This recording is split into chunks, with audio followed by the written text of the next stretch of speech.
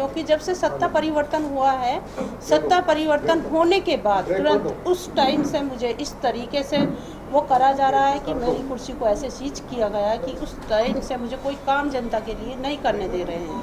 क्योंकि सत्ता परिवर्तन आने में सत्ता ने, शासन ने, कहीं अगर नौचंदी मेले की चीज़ें निकल रही हैं तो उसमें भी रुकावट वो लोग बन रहे हैं।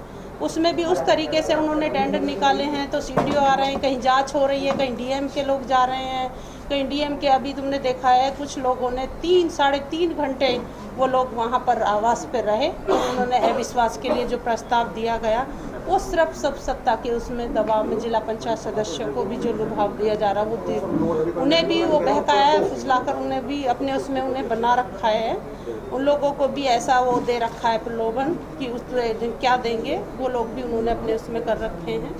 तो इसीलिए हम ऐसी कुर्सी का न्यूज़ पे नहीं रहना चाहते, इसमें मेरा दम घुट रहा है क्योंकि ऐसी कुर्सी का जो हम जनता के लिए कुछ कर ही नहीं सकते तो उस कुर्सी का रहने का कोई फ़ायदा अब नहीं है। तो इसलिए सत्ता के दबाव के कारण, सत्ता के चलते हुए जब काम नहीं किया जाए तो इससे हम अपने पद से इस्तीफा देते हैं।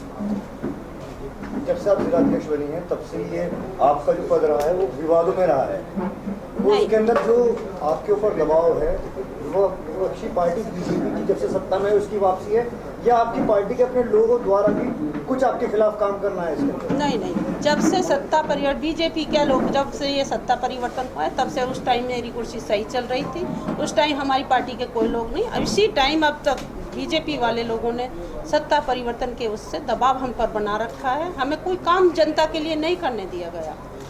जब आपके पास बहुमत है तो फिर आप इस्तीफा क्यों दे रही हैं आप? अब ऐसे बहुमत का क्या फ़ायदा जब बहुमत में उन लोगों ने इतना दबाव जिला पंचायत सदस्यों पे बनाए हुए हैं। इस्तीफा आपने देखा है कि डीएम आवास पे वो लोग इकट्ठा होकर, डीएम ने भी सारे लोगों ने उन्हें दबाव बनाकर उनसे लिया है, उन्हें इकट्ठा रखा है, तो इसलिए अब हमारे पास सब लोग उधर। किस तरीके का दबाव बना रहे हैं आपके ऊपर?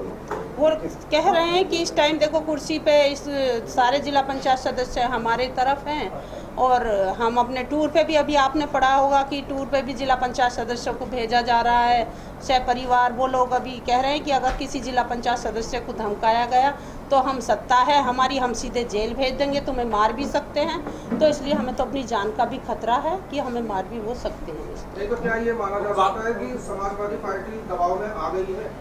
समाजवादी पार्टी दबाव में नहीं आ रही है, लेकिन जो हालात हैं उन हालातों का हम सामना करते हुए हम संघर्ष करेंगे उसके लिए। और हम अखिलेश भैया के थे और अखिलेश भैया के हमेशा रहेंगे।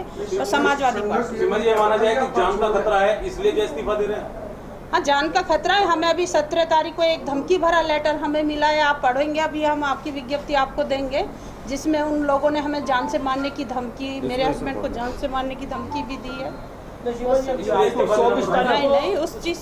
तारीख को मतदान होना आपके तो क्या उससे पहले शक्ति परीक्षण उससे पहले तो इस्तीफा दो, क्या पता आपके फेवर में वोट पड़े?